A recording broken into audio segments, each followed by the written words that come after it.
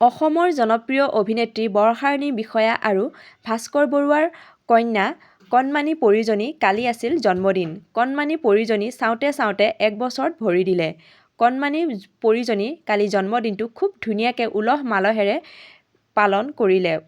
আৰু কণমানি পৰিজনীলৈ আমাৰ চেনেলৰ তৰফৰ পৰা জন্মদিনৰ বহুত হিয়া ভৰা মৰম যাচিলোঁ। চাওঁতে চাওঁতে কণমানিজনী চাওকচোন চকুৰ পলকতে ডাঙৰ হ'ল।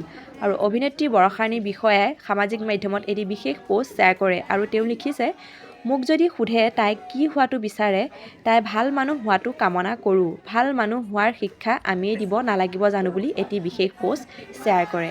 আৰু কণমানিজনীৰ জন্মদিনটো কিদৰে উদযাপন কৰিলে চাওকচোন, তাৰে অকণমান ভিডিঅ' আপোনালোকৰ মাজলৈ শ্বেয়াৰ কৰিলোঁ।